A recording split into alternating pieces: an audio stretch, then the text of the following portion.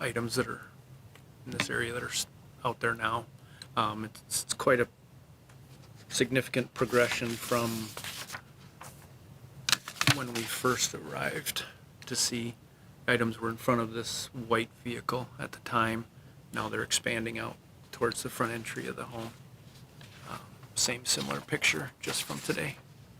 So it's quite a bit more. But there has been progress. We just don't have full compliance. Right. Thank you, Mr. England. Are there questions from the council for staff at this time? Right. Councilmember Strawn? Do we know when the ownership transferred from one party to another? Not specifically, it's not listed on the Ramsey County website. It was general progress and procedure that we do is we do verify that at every notice that we provide, and it was fairly shocking to see the transfer of title without a sale. Normally there's some indication of a sale. But in this case, I think it was very fortunate for us because we were provided with the new owner's contact information. So we were able to get a hold of them by phone. But I don't know, it was within the last couple of weeks. And does the new owner also reside at this location? He does not. And did the prior owner live at this location? He did, and he is, from my understanding, he has proposed to, the current resident will remain.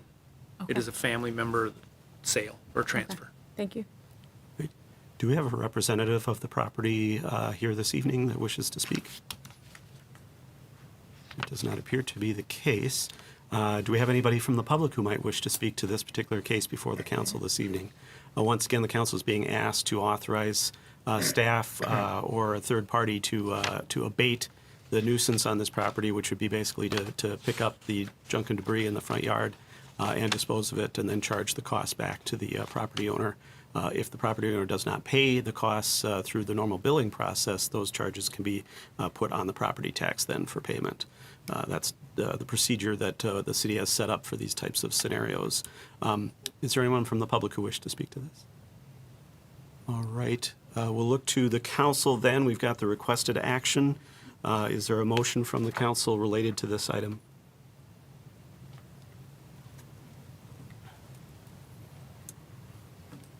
Motion to abate the property as requested by the staff. I'll second it. All right, it's been moved by Councilmember Strawn, seconded by Councilmember Groff to authorize the abatement as outlined for the junk and the debris on this property. Discussion on the motion as the maker, Councilmember Strawn. It's unfortunate that someone from the property didn't come tonight. I think we could have had a discussion about an extension based on the change in ownership. But because the same resident continues to be in this property and we haven't seen any progress, I feel like, we should proceed as requested in order to approve and move forward on this particular situation. All right, and as the seconder, Councilmember Groff. I would agree with that. It's frustrating because I know Mr. England makes every attempt, and you've heard the number of times he's reached out to people.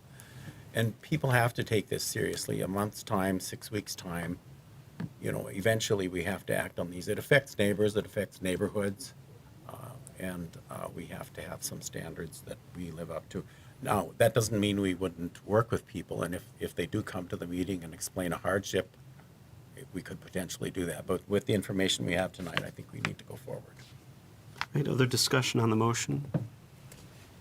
And I just want to clarify, the action for abatement is not necessarily dependent on ownership of the property. It's related to the property itself. So we could certainly consider, if it made sense, to look at the timing based on the transfer of ownership, but that's certainly not a requirement or a part of our code as to needing to rethink timing or restart a process on that basis, as I understand it. I'm getting nods from staff. All right, with that, then we've got the motion before us to authorize the abatement of the nuisance on this property at 949 Brooks Avenue West. If there's no further discussion, all those in favor signify by saying aye. Aye. Opposed? That passes unanimously. That abatement is authorized. Thank you, Mr. England. Thank you.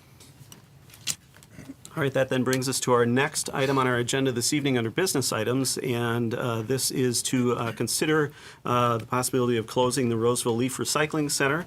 This is a matter that was before the City Council in September and is back before us after an opportunity for some additional public comment as well as the weighing in of the Public Works, Environment, and Transportation Commission. And I will turn it over to our Public Works Director, Jesse Freihammer, to bring this back before the Council. Mr. Freihammer. Thank you, Mayor and Council. So I'm going to go through a presentation, pretty much the same information you saw before with a few added slides. So I'm going to go through it rather quick, but if there's certainly questions, we can answer that. So some quick background. We originally brought this at the September 9th meeting. Proposal came from staff reviewing options, looking to save costs towards the city budget. Major reasons to close the site included cost savings. It's a duplicative service to what Ramsey County provides. Some of the existing site conditions. As was mentioned, this was referred to the Public Works, Environment, and Transportation Commission at their September 30th meeting. They did receive public comment. I think there's a lot of public comment in the packet, as well as I think 6 members testified at the commission. The recommendation from the Public Works, Environment, and Transportation Commission was to keep it open for 1 more year and to collect more data and to explore options and revisit in 2026. A secondary recommendation was to keep the organic collection where it is and explore moving it to the city campus in the future. And then we're here tonight at the October 13th meeting. So the site's located at Dale Street. It's been there since about 1971.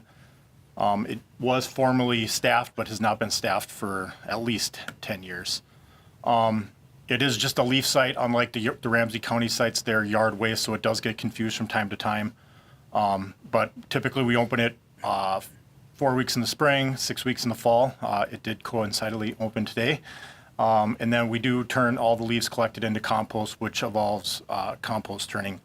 The only service we provide that Ramsey County does not provide is we do, for a fee, you can get compost delivered. So site collection, just a few more stats. This is kind of some new info, but we collect about 30,000 to 35,000 cubic yards of leaves annually. We think the site really can only hold 30,000. After that, we really end up having excess leaves in a stockpile. We do typically lay out 17 rows of compost. They're about 17 feet wide by 8 feet tall. Every 21 days, we try to turn it. At the beginning of turning, it takes about 4 days to turn all the rows. So as you can see, it takes a lot of time. And then we continually add, as I mentioned, we have a static pile of leaves that as residents keep bringing them in, after we form the piles, we keep adding to it, and then they slowly break down. This does make about 4,000 to 5,000 yards of compost. The residents do take most of the compost, so it's very well used, but we typically do have about 1,000 yards at the end of the year. We typically sell that for a very minimal fee to vendors to use. The reason we don't get much money for it is they have to, if they want to use it for something, they got to filter it, they got to haul it. It's a cost. So as I mentioned, one of the reasons staff was really proposing to close this, it would be a budget savings. The big cost would be reduced CIP cost. The equipment that we currently have is a 1997 piece of equipment. We purchased it used in 2006. It's literally at the end of its life, harder to find parts for. Currently, we have $275,000 or $375,000 in the CIP for that. But we will have to replace with a different style equipment. This style is no longer made. Equipment and fuel costs, so we do about 720 hours of equipment costs at the site. That is our loader and about basically 720 hours of the loader with the attachment on or without, because we do use the loader to push up the pile. It's about $8,700 in fuel we use. And then staff time is about $59,000 equivalent in staff time. It's about 720 hours or 18 weeks of staff time. We wouldn't necessarily reduce staff, but it would reallocate staff to other duties such as storm sewer, street maintenance, or streetscape activities where we potentially use contract labor for. So other potential budget savings, if the site was closed, we could potentially use this site for tree disposal costs. Since 2024, Ramsey County has not allowed the cities to bring our tree debris to the site, so we have to pay a tipping fee. So this would allow us to manage tree debris a little differently and potentially save us costs. As I mentioned, this is truly a duplicative service to what Ramsey County provides. We're the only city in Ramsey County that offers this specialty or additional service. But Ramsey County takes all the leaves as well as grass clippings, tree vegetation, stuff like that. Residents can also get mulch. Like I mentioned, the only thing that they do not provide is the compost delivery. Their site is open year-round. They do have hours that varies on time of year, and then is closed on holidays. Unlike our site, we're typically, when we're open, we're open. They're typically closed every Tuesday and Thursday, and I'll kind of list the hours out here later. So there's also a lot of issues with our site. The location isn't great in terms of the actual volume. We don't have a lot of queuing for when it gets really busy, so you're backing up on a county road. Illegal dumping, we get a lot of non-resident and contractors because we don't staff the site, and then we do get some odor and noise complaints. And then just kind of some photos of some of the issues we see at the site. If we did close the site, this is the closest site for most Roseville residents, about 76% of residents, it is the closest. The current distance on average is about 1.33 miles. If we did close it, that distance would go up to about 2.8, so about an increase of 1.5 miles. Wood management, like I said, if we did close this, staff would propose using this for wood debris management. If we, with both Public Works and Parks, we either through boulevard maintenance, pathway maintenance, natural resource management, we create a lot of wood debris. This would give us an option to manage it as time allows, or build it up over a period of time and do like a tub grinder or something, be more cost effective. It would also give us some emergency operation and other temporary uses such as water breaks or temporary contractor storage. We do have one spot for water breaks, but that's what's Ramsey County. There's no guarantee that that's there forever. And then organics drop-off dumpsters, staff would still propose to move that outside the gate. It would be easier for residents to maintain, and also easier for vendors or easier for residents to access and easier for vendors to maintain. Staff would propose to close that at the end of this leaf site. That would be no collection in 2026. We would manage compost through the end of 2026, though, because obviously what we collect, we need to turn into compost. Otherwise, it would be very costly to get rid of.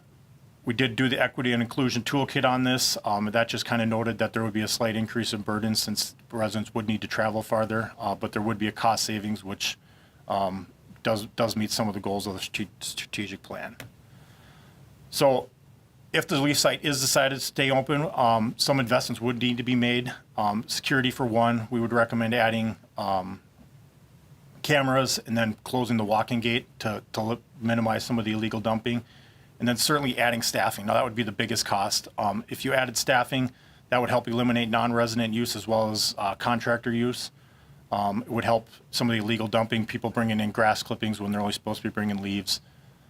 But the one big impact would be if you staff it, you'd have to reduce the hours. So one of the advantages we know residents like about the Roseville site is you can go there anytime, you can beat the rush because there's not hours. So, but if in order to man the site, you would have to at least have some reasonable hours. So included here is what Ramsey County does. So typically during the peak season, they're open Monday through Friday, 11 to 7, but they close on Tuesdays and Thursdays. So it's Monday, Wednesday, Friday, and then Saturdays are open from 9 to 5 and 11 to 5. So if we go this route, staff would propose basically mirroring what Ramsey County does in terms of hours. If you did this over a whole year, that's about 700 hours of cost. Kind of using roughly what Ramsey County pays, that's an additional $14,000 of costs annually just for staff. And it gets a little more complicated. We'd obviously have to hire multiple staff to coincide hours, so it's not as easy as just saying, hey, we can just hire one person to do that. So, and then the other big cost is if we do keep it open, there does need to be a long-term solution for the compost equipment, as I mentioned before. So, like I said, current equipment, 1997 is at the end of the life. We do have money in the 28 budget, but we'd have to look into doing different options. Kind of the cab over version or a little larger one, that would be able to manage our site. Those are much more costly. It'd be a standalone piece of equipment. Those costs for new range up to about $800,000, so it'd be very expensive. We can do a pull behind like is shown below. The only problem with the pull behind is our site is not large enough to accommodate a pull behind. If we do that, we would need to reduce the volume of leaves we collect by about half because we'd have to rearrange the rows differently. The rows can't go as high. I think the model shown there can only go about 6 feet when our current rows are about 8. And then just kind of show some options. The cab over a brand new one would be $800,000. A pull behind would be about $85,000. But we would have to invest also in an upgraded tractor. Our current tractor would not be able to pull this equipment. So if you add a new tractor in, that would be about $400,000.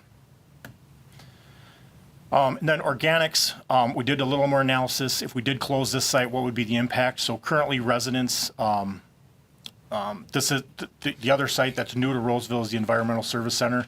But including that, the current average distance is about 1 mile. If we eliminated this, it would go up to 1.5 miles. This is a little more impactful than the Leaf site from a user perspective because people use this multiple times a week or weekly, especially the super users, I would say. So depending upon where you live, it could be a larger impact. We do know Ramsey County is looking to do the blue bag or the food scrap pickup program with the pickup with your waste. They are testing it in Maplewood and North St. Paul. Theoretically, it's coming to Roseville in 2026, but we've heard that 18-month window for a very long time, so I'm not going to guarantee that. But certainly, if we keep the compost through 2026, we have some options to explore going forward, and then we do have the option that, or the recommendation from Public Works on that as well. So with that, that's kind of the end of my presentation. I went through it rather quick, but with that, the requested council action would be to consider approval to close the Roseville Leaf site at the end of the 2025 leaf season. So with that, I can open it up to any questions the council may have. All right, thank you, Mr. Fryhammer. Are there questions from the council? Councilmember Schroeder. Yes, thank you for the presentation, especially when you looked at the keeping it open costs that would be additional to it. I'm looking at, and you mentioned this, that the Public Works, Environment, and Transportation Commission had recommended that we keep it open for another year so there's time to gather more data and explore options for leaf management. So if we were going to keep it open just for another year, I assume those costs that you showed, that would be as if we kept it open permanently? That wouldn't be for the 1-year extension? Correct. Yeah, it would. That would be if we did all those hours over the entire length of the year to mimic what Ramsey County does. And then do you think the equipment you have could limp through 1 more year? If So it would really end up being a 2-year thing because we're already going to do the 1 year Yes, with the compost for next year, so it would really be 2. We know we at least will have to do some maintenance, but it's kind of a gamble at that point. Like I said, we did have it in the we've been slowly pushing this off, and the timing worked out. So it's hard to say. We've cobbled together for 20, almost 30 years. We can maybe one more. It can still do it. I don't know. Thank you. Councilmember Strawn. I know this hasn't been brought up, but do we have any idea? This is, we were told was a filled-in wetland area. Obviously, it's wetland because it's adjacent to the Harriet Alexander Nature Center. Do you know anything about that and what kind of water or environmental impact we could be having by having waste on there? So we did do some analysis on that. So we don't know how much the wetland was filled. Looking back at the 40s before it was a thing, there was certainly a wetland there, but I wouldn't say the whole site was filled in, but it certainly expanded over the years. Probably the edges got filled in. We have worked over the years to contain the organics at the site. So I wouldn't say us eliminating it. We've done a pretty good job of keeping the water on the site so it filters down. But certainly we do have organics directly next to a wetland. It wouldn't surprise if we have some leaching that gets away. Future use of the site wouldn't be as intensive, so there could be some improvement. But like I said, we really do have kind of a berm around the site to contain the water, which is also one of the reasons it doesn't shed water as well. So if you're there after rainfall, it pools. Like I said, there's really no drainage really set up for it. So, but I wouldn't say if we eliminated it, the water quality next door is going to dramatically increase either. But we don't know what kind of impact we're having on the existing wetland from having this property or this. Yeah, so use. we've worked with MPCA and the watershed on this, so they're aware of the site. Like I said, we contain it, but water quality, we don't go take samples constantly around it, but we haven't seen any dramatic or negative impacts that we've observed. One of the comments in the packet, it did mention jumping worms or concerns about the quality of the compost. You mentioned they have to sift it or filter it in order to sell it. Can you speak to So that? we do have minimum standards we have to meet, so we do get it tested to be a, I guess, compost site, but it is, we don't filter or sift through the materials, so if people have G.I. Joe figurines or whatever else gets raked when you're raking leaves, that stuff's not gonna break down if it's not organic. So, but, you know, a lot of residents, when you're shoveling, lifting your loads, you kind of self-sort to filter it out. But it's, you know, we can't guarantee certain things about it. You know, it's whatever people are bringing in their leaves is what's breaking down. So we're not, the only thing we add to it is water to keep it moist. But, yeah, we don't, and we do some testing to meet minimum standards to make sure it doesn't have certain, and a lot of that's related to when we do street sweeping, so we don't pull in heavy metals and whatnot like that. But we're not, it's not like a certified organic compost or anything like that. From personal experience, I have found that little plastic army guys are one of the most common things in there. Besides plastic bags. Yeah. And bottle caps. Those are a lot of those. So can you speak to if we closed this site, any funds that we're talking about that we would use, they're coming from the wastewater, correct? So everything's coming out of the stormwater fund. So all this program's 100% funded by the stormwater fund. So the cost saved, especially on the CIP items, that would, you know, I wouldn't necessarily say it would reduce the stormwater rate, but it potentially would prevent a future increase of the stormwater rate because we'd have less, you know, there'd be a significant less CIP item and then less operating costs for fuel and equipment usage. And just for clarity, that's our water bill. So Yeah, so we're paying for it somehow. Correct. It's coming out of your utility bill. The specific line item going to be your stormwater utility fee. And just for the benefit of the public, too, CIP is capital improvement plan or capital spending. Councilmember Groff. Is it feasible to have volunteers at the gate to check? Because that was one thing brought up. Yeah, so Public Works suggested that.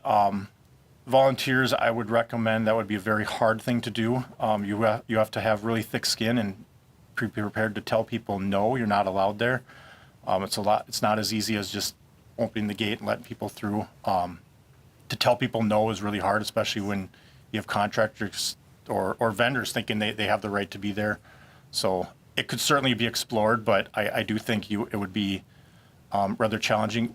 Talking to Ramsey County staff, they pay their staff. They have a fair amount of turnover from people because they have the same issues. They have to tell people, oh, you're an Anoka County resident, or you're a contract vendor. You brought a tip-up vehicle you're not allowed to dump here, or you're bringing something that we don't accept. So it's not the easiest job. Volunteers, I know we have very robust volunteer programs, so certainly could do that, but it is a little harder than other volunteer programs we have. And then the other thing, as far as the equipment goes, that's a fairly expensive piece of equipment specifically used for this process. Are there options of buying used equipment or? So certainly we could go used. The market is a lot different than it was 25, 30 years ago. But yeah, certainly there's options. I showed the new versions of what a new one is. Theoretically, you could buy a used one for half the cost with hours on. Certainly that could be an option. The ones for the right size of our site are harder to find because most sites have gone more regional. Sites have generally gotten bigger. Our sites remain the same, and it's a kind of a mid to small site, so there's not a lot of smaller equipment. A lot of the smaller equipment that would ideally be good for a smaller site that manages ours, you would have you just have more room to manage the amount of leaves we have. We have the problem of a lot of leaves on a small site, so we don't have a lot. It's not like we have room, we can spread the leaves out more and use a smaller piece of equipment. The leaves we collect, we have to manage in that site we have, which is why I mentioned that pull behind option. It's a pretty fair option, but we don't have the ability to, the turning radius to turn, and then it doesn't stack the rows as high. So we'd have to reduce the volume of leaves to go that option. Well, and that option would need a new tractor, you And said. then we need a new tractor, which it's a new expense. You'd swap it with the other tractor. But yeah, it would still be an additional cost. Thank you. Just a clarification, when you say swap it with the other tractor, you're not saying swap it with the loader, the front end No, loader? we'd still need the loader, but we do currently have one tractor that Public Works uses. We use it for mowing. We use it for snow plowing in the winter. We would theoretically replace that tractor with a much larger tractor that could both pull that and then theoretically have many of the other capabilities to do that. But we'd have to buy new plow equipment attachments. So that's why it adds up pretty quick. You not only buy a tractor, you got to buy a flail that matches that. You have to buy the plow equipment that matches it. So it all adds up. Everything's kind of right size for the size of the equipment we currently have. Got it. And the current scheduled replacement of the tractor we have? It's out there at least 2030. It's in good shape. I know this year on the CIP we actually pushed it back 2 years because it was no need to replace. So I want to say it's like 2031 or 32. All right. Other questions from the council? Councilmember Bauer. Do we adjust the CIP or what we were, once every year we typically adjust the CIP, right? Do we adjust that at all, knowing that the piece of equipment that we currently have was no longer available and we were going to have to change that? Or do we just maintain the CIP thinking it was going to be around the $300,000? So we did look at it a few years ago for the type of equipment. We actually tested one of the mid-size version that was on that middle slide that is no longer available. Actually, they eliminated it because they don't have enough sales on that size. So we have adjusted it, but I guess we didn't look at the super big option. That might have to be the case, but I know we've adjusted the CIP also in terms of years. I think originally, we thought we'd get about 20 years out of this. We have slowly kept pushing that decision to replace it off. But we're almost getting to that point where we can't keep pushing forever. Thank you. And just on that topic, you had talked, I think, in one of the discussions, either a council discussion or the Public Works, Environment, and Transportation Commission, or both, or an email from me, I'm not sure anymore, that the existing unit, one of the things that looks like it needs to be done fairly soon is a replacement of sheet metal. Is that on the apparatus itself that turns the pile?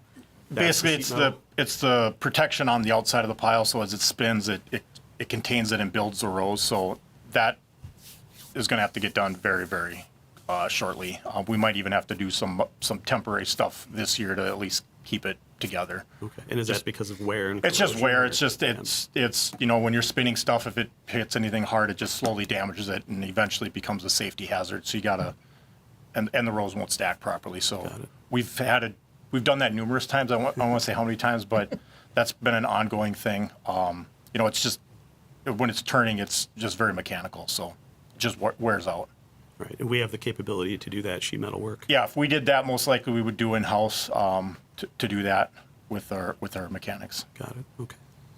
Other questions from the council? All right, I do want to open it up and provide an opportunity for public comment. If there's anyone from the public who wishes to speak to this item this evening, I just want to go through the rules of the road for public comment. We do have a 3-minute time limit per speaker.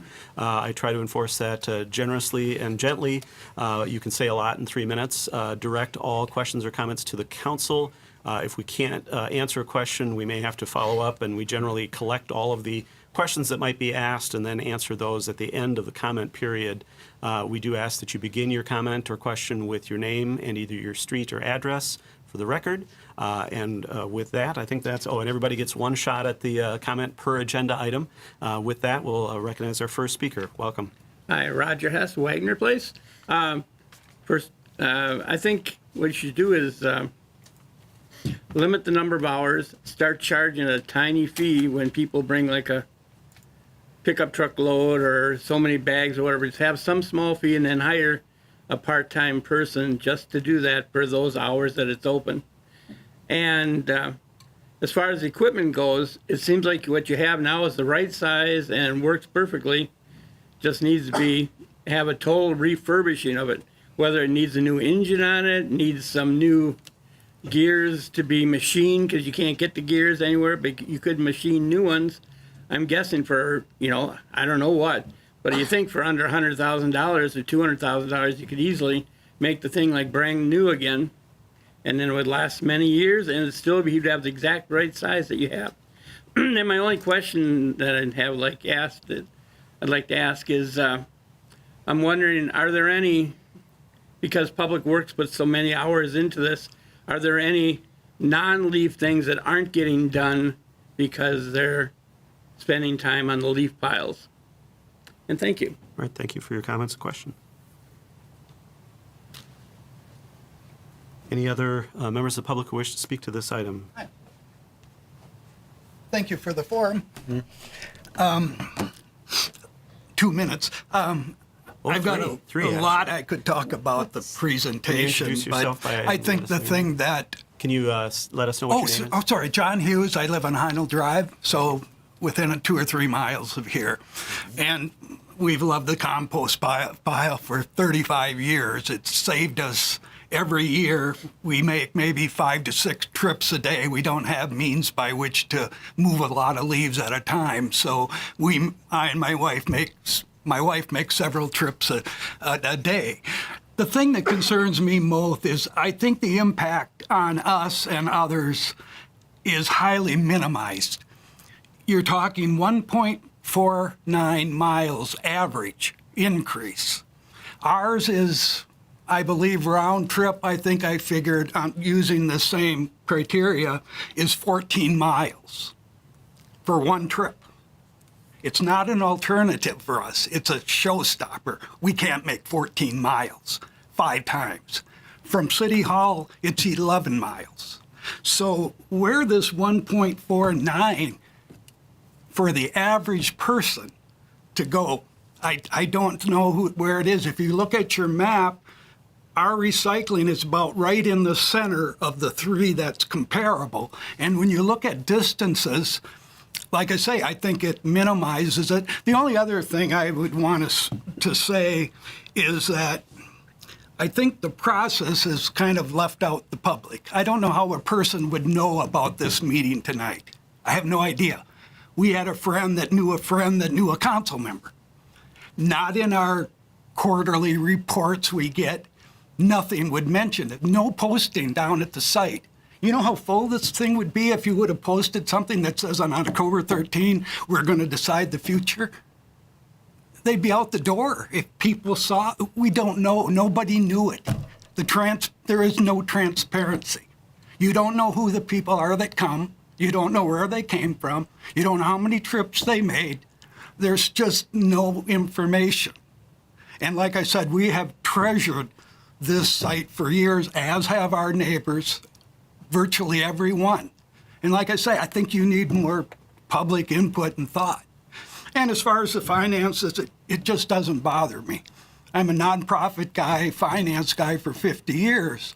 So I always look at the expense side. It doesn't matter. We've got skating rinks. We've got public parks. I can go through a list. We can find a way of saving something that's been there for over 40 years, and I think a great asset. And I think we should be proud. I think it's a reason to celebrate. Over 40 years. And I went by it. I go by it 10 times a day. I have to go out on Dale. I walked through it today. And I thought, this is a wonderful site. We ought to be proud of it, that we're giving this to our citizens. But these numbers, 1.46 miles, I would go further. I'm going 14 miles for one trip. Thank you. Thank you for your comments.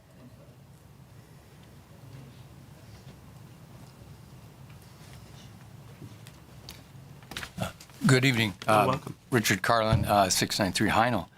I would like to just talk about a little bit about the history of the site and the connection between its funding and the stormwater project, and why did we even have a site like this to begin with? Of course, I've lived in the city since 2000. I don't know why it started in 1980, and neither probably did anybody here.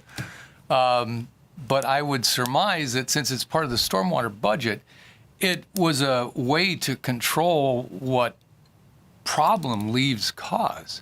And the problems, you know what problems leaves cause, they plug up your stormwater drainage. So, as our neighbor has explained, the distances that are going to change behavior of what people do with their leaves.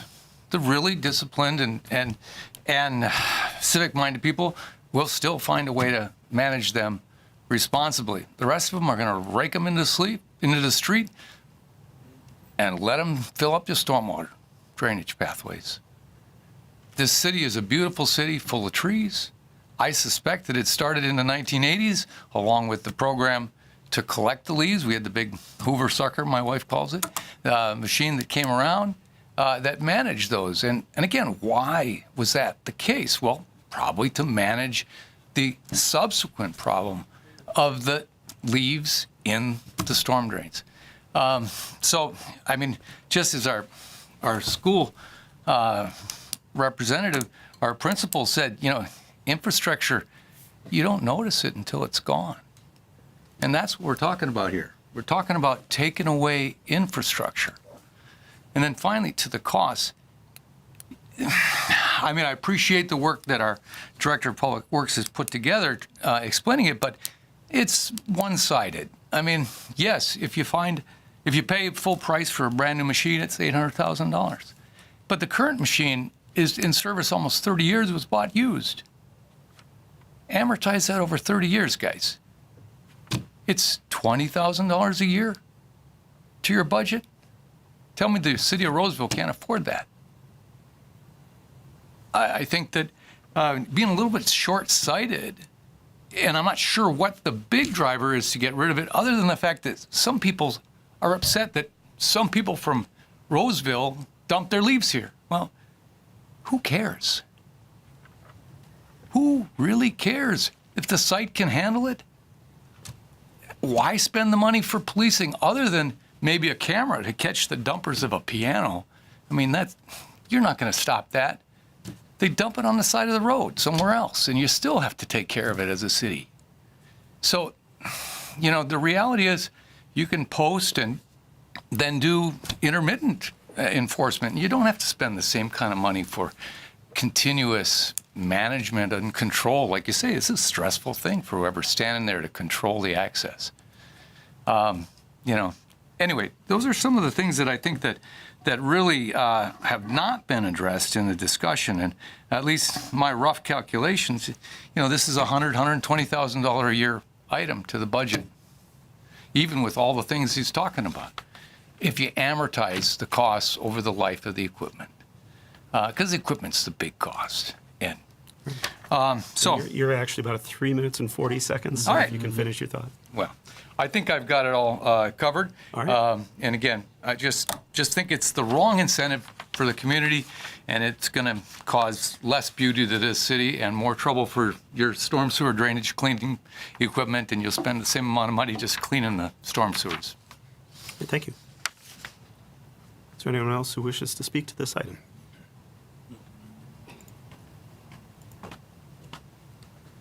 Hi. Welcome. My name's excuse me. My name's Joe Sachs. I live at 2642 Victoria Street. And I have a lawn mowing business, and it's pretty much strictly in Roseville.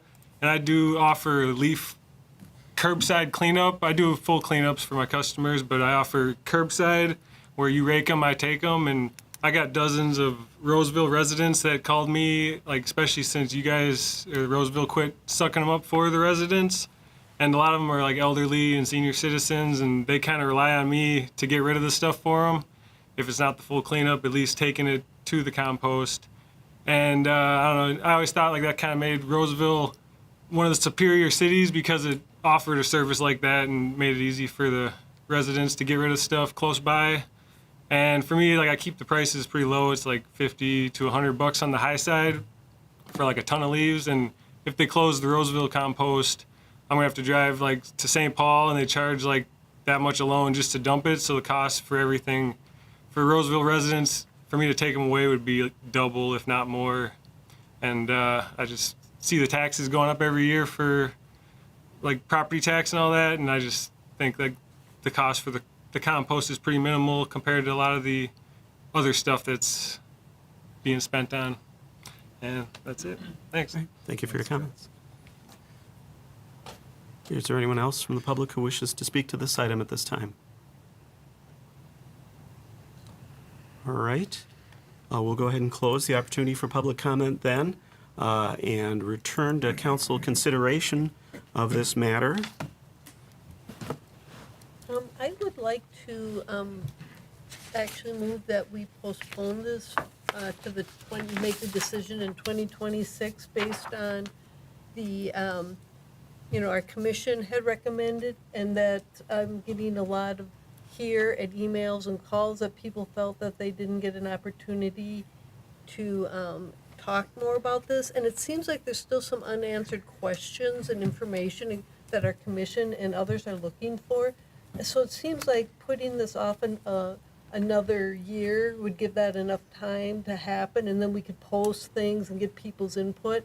Because the point that we didn't have anything posted for people to, at the site now to be able to come to this meeting and stuff. So I think it would give people an opportunity, and it sounds like to do it, it would not cost any more than it does now but it would, I think, help our residents and our commission get the answers they're looking for, and then make a decision when that happens. Second that. All right, there's been a motion and a second to follow the recommendation of the Public Works, Environment, and Transportation Commission, to summarize, which is to not close at the end of 2025, but rather to postpone until the end of 2026 to make a decision.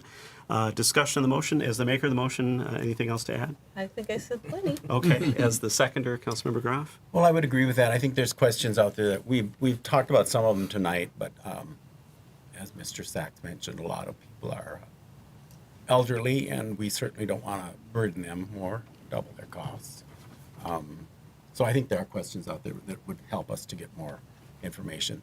I'd also like more information on used equipment and also probably on repairing what we have. I know you can only put things together so long, and as Mr. Hess said, maybe you could rebuild the whole thing, but eventually you can't even get parts for things that are that old. So there's some questions out there. We need more information, in my opinion, to make a full decision.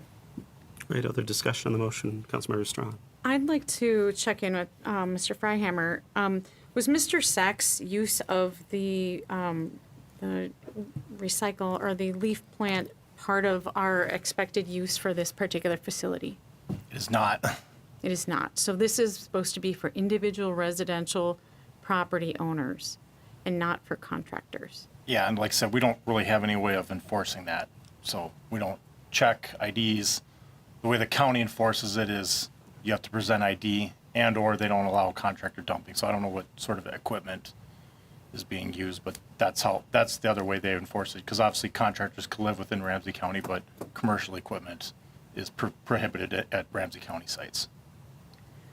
And theoretically at our site? At our sites, but All right. like I said, we don't have a way of enforcing that. Okay. Other discussion on the motion? Councilmember Bauer? I think an additional year does make sense as well. I think that would also allow us more time to talk to the county as well. I know that was something that was brought up in previous here at this council as well, and I know we didn't have an opportunity to do that, but postponing it for a year will allow for that, to see if there's some other agreements.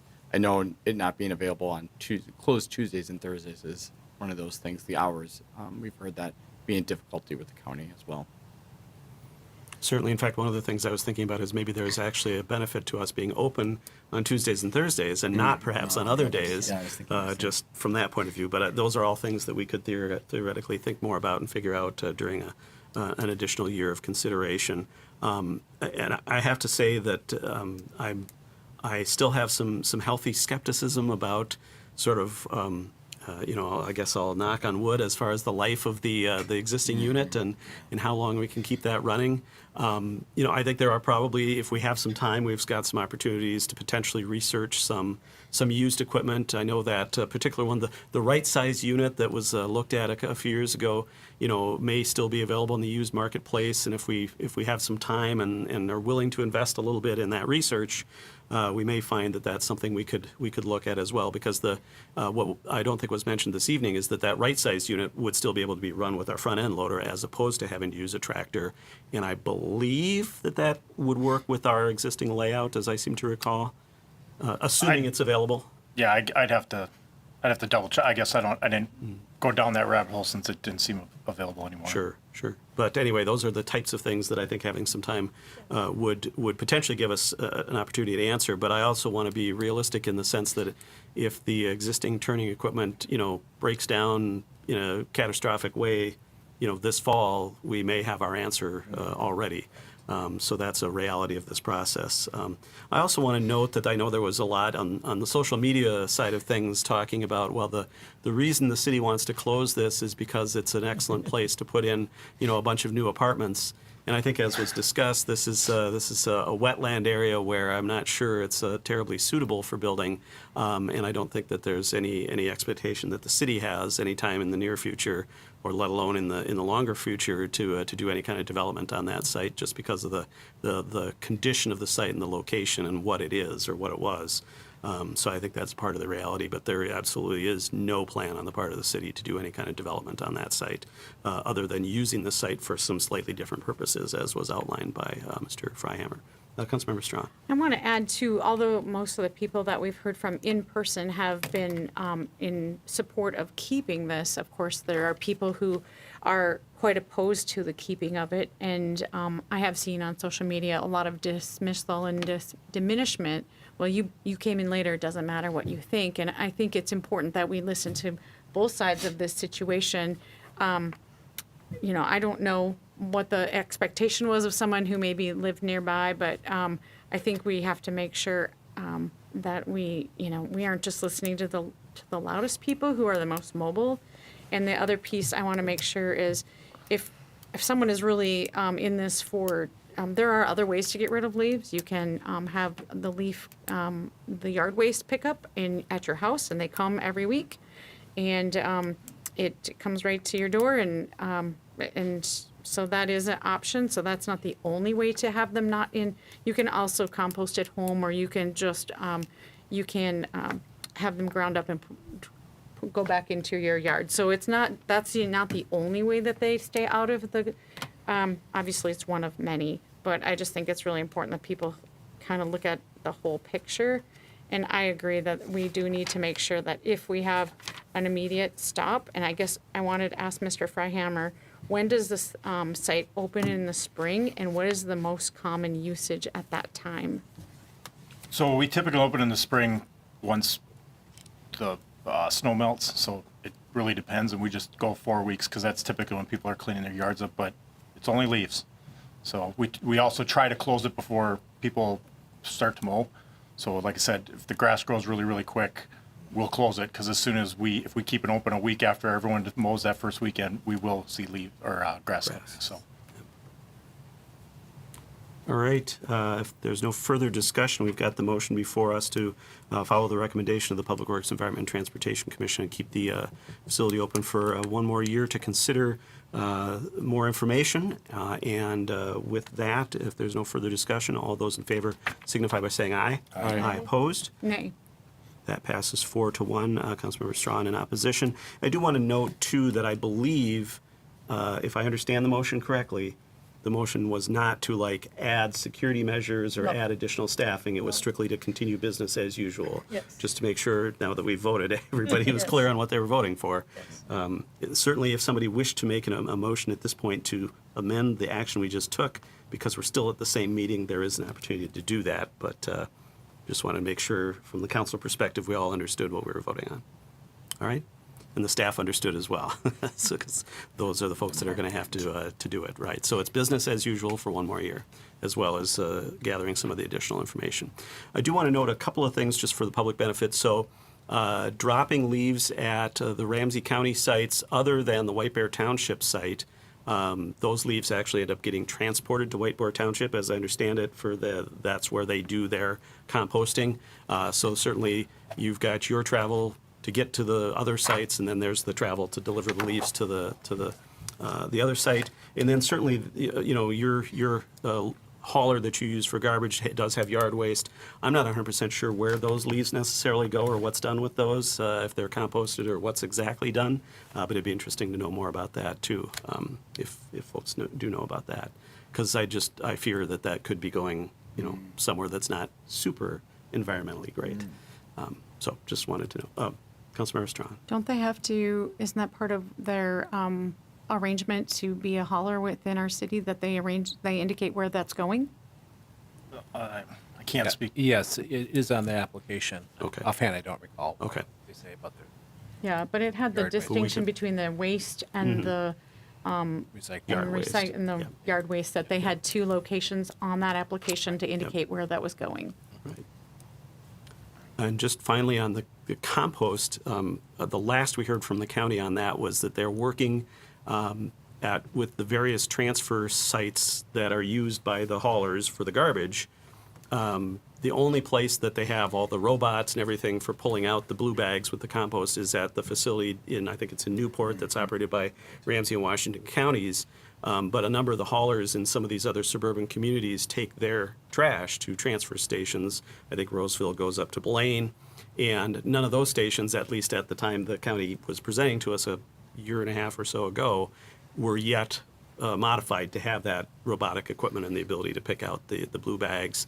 And so I think that's the factor that is entering into when we'll get the curbside pickup of organics in Roseville, is when those transfer stations, or at least the one serving Roseville, gets that equipment in place. So I'm not sure what the status of that is, but we may want to check with Ramsey County on that too. Yeah, we can get an update. Great. All right. With that, I think we've covered this item. And thank you, everyone, for your involvement and for the commission's recommendation, and certainly all the staff work that's been going into this for some time. That brings us then to another Public Works item this evening, and that is to consider updates to the streetlight policy. And this is a policy we had adopted not too long ago, or updated not too long ago as a council. And recent implementation had led to some folks asking some questions, and that is what brought this back before us. And it's been before us before. Mr. Freihammer is back with a recommendation on a policy update. Mr. Freihammer. Thank you, Mayor and Council. So at the July 14th meeting, we did have an updated discussion on the streetlight policy.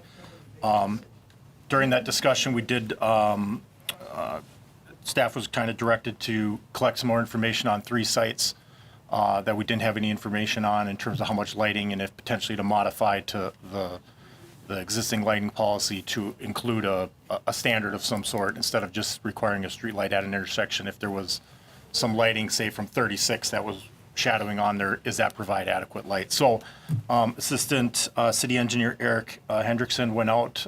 We did a detailed study. We did it on a moonless night and did all the factors to make it a scientifically accurate measurement. So what we did was we did some research. So similar to St. Paul, but IES, which is kind of an international lighting standard, residential areas are supposed to be 0.3 to 0.6 foot candles of light, basically measured. We went out and studied 2 locations that we did have some light pollution from. Location 1 was the intersection of Fulham and 36 Service Road. That measured 0.04 foot candles, so less than the recommendation. And then study area 2 was Marion Street and the Service Road. That was 0.05. The other location had 0 lighting at it, which would be similar to, in the report, the Acorn location. So based on that study, the 2 locations, if we updated the lighting policy, the staff would recommend updating the lighting policy, the illumination target to the illumination range of 0.3 to 0.6 foot candles. That would mimic what Minneapolis includes for their residential areas. And then based on that, we'd recommend installing lights at the 3 locations we previously delayed until we had discussed that. So I guess with that, the requested council action would be to motion to approve updating the street light policy to add the street light illuminescent target as I indicated, and then motion to accept the memorandum document in the street light study for Fulham Street and South Highway 36. And we would end up, if those are approved, we try to get those lights installed this year or next year as Excel has time. So with that, I can answer any questions the council may have. All right, thank you, Mr. Freihammer. And one of the things that had been brought up as part of our earlier discussion was the possibility of a residential ability to, or a resident's ability to appeal the installation of a light. Is the staff's recommendation, because of this illumination or luminance target, that that is our standard and that sort of negates the need to appeal installation, if you will? Correct. So yeah, we've talked with other cities on specifically that, and most of them don't have the appeal process because it is a standard. If it meets the certain lighting standard, we want to meet it. So, I mean, I would say if the appeal was if we went out and measured it, we would just say it met the requirement. You know, if it was overlit, we'd certainly look to do something different to modify the lighting. But yeah, we're not suggesting, since it is related to safety, not to have an appeal for a light that's required. All right, thank you for that clarification. Questions from the council? Councilmember Bauer. You have this under the streetlight design, the luminescence target. Does it make sense to put it there, or does it make it? I guess is that the appropriate spot to put it, since that's the design and not so much the target. I mean, I can go either way. I was just getting more clarification if that's where you intended it to be. Just because up above, you have something that states beginning on the top of page 2, if the following conditions are met. I wonder if it's more conditional. That, you know, if the condition is that the Actually, you know, luminescence- that's a good point. Yeah, we did under design because that was where the talking about the LED cutoff, but yeah, I could see. we could design. certainly add it under as the last bullet point. That's a good point. Never even thought of that. Yeah, I can see. I know we talked about design for, you know, these are new streetlights that direct downwards, don't scatter light, and all those other wonderful things that we have in them. But I would be open to moving that to the target if others feel the same. And it seems reasonably easy to accomplish that by an action this evening. It's not a major rewrite or anything like that from the bench here. Other questions from the council? Councilmember Groff. Who do you think serves on the Illuminating Engineering Society? Don't know. Because that's the standard we're using. Yes, we're Is it using the that. lighting industry? That's the question, I guess. So, well, like I said, we do know from research, Minneapolis is the big one we found they had documented, but it seems like most cities that do it are referencing this sort of standard. So, like I said, we're just trying to tie it to what other cities have been doing. It's just a question Yep. that people brought up. I guess the other thing would be is, you know, it's good to have standards, but do we need to light up our cities as much as they're lit up? That's a more general question than what we're dealing with tonight. Other questions from the council? All right, we'll check if there's anyone from the public who wishes to speak to this item this evening. Does not appear to be the case. Given that, is there a desire from the council to take an action on this recommended I make the update to the motion. policy? Second. All right, and is that a motion to update with the change that Councilmember Bauer Yes, suggested, I moving would the standard recommend up that. into the series of criteria? Yeah, that makes sense to me. All right, and as the seconder, all right. So it's been moved by Councilmember Groff, seconded by Councilmember Strawn to approve the updated street lighting policy as presented with the change as outlined by Councilmember Bauer this evening. Discussion of that motion as the maker of the motion, Councilmember Groff. I brought up these questions, so I wanted to bring it forth. I think the other thing that isn't discussed tonight is how people feel safe walking. And I know in my neighborhood it is dark, and some of those corners are dark. People like to have the darkness, but when you're walking with your dog or something in the winter, it can be a little unnerving. So I see that side of it. I guess the other side of it we don't have any input from is like perhaps the police department and what they feel about lighting, because I have read in the past that is a factor, that they feel it's better if some of these areas are lit, especially the downward light, which lights the corners of where someone could be hiding in a bush or whatever. You know, just a feeling of security is sometimes part of what lighting is about. All right, Councilmember Strawn as the seconder of the motion. I think it's good that we have a consistent policy and that we keep safety in mind. And I appreciate the downlighting and the attention to, and I'm sure as standards change and we learn more about lighting, this will be amended and adjusted to fit what as we learn it. So.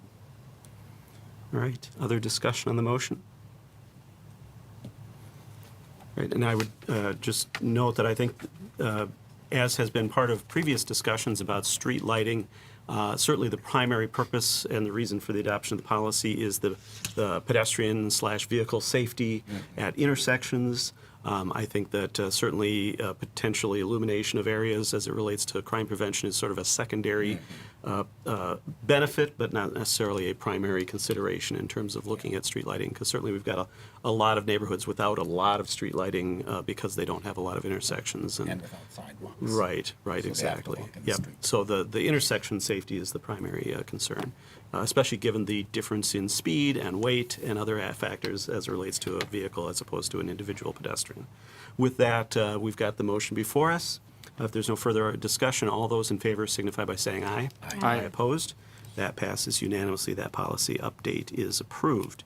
That then brings us under what we can refer to as Public Works Night here in the city of Roseville. Our next item, which is to consider selecting a construction manager at risk for the Civic Campus project. And once again, Mr. Freihammer is involved in this, and he is presenting this evening for this decision before the council. Thank you, Mayor and Council. Just a real quick presentation similar to when we selected the architect. So a quick background on the construction manager process. So July 7th, council approved moving forward with Concept C. At the July 21st meeting, council approved the RFQ and the RFP for architectural services as well as the construction manager at risk. We released the construction manager at risk process was a little more detailed. It was kind of a three-part process. First part was releasing the RFQ. That was done July 23rd. They were submitted on August 25th. We had 8 firms submit. On September 5th, we released an RFP to the top 5 scoring RFPs, and I'll show you that shortly. On September 19th, the proposals were due, so all 5 that we gave the proposal to submitted, which was good. And then after that, we shortlisted down to 2, the top 2 scoring firms, and then staff interviewed them. And just if we can go back to the previous page, the RFQ is request for qualifications? Correct, request for qualifications and then request for proposal. Got it, thank you. So 8 firms submitted, listed there, and then the staff scoring on the RFQ and the RFP subsequently was the city manager, public works director, parks and rec director, city engineer, park superintendent, and building official. So the RFQ scoring matrix, this is a summary of after the first ones are submitted. So they submitted on 4 criteria and they're listed there. So we, based on the scoring rubrics, we ranked them. So the top 5, there was a little bit of separation, so that's why we shortlisted down to 5. We sent the RFP out based on what they submitted in their proposals, which some of the criteria was the same. For example, their project team and team member experience was already submitted with the RFQ. We rescored that, as well as the fee structure. They had submitted that with the RFQ. It gets rescored.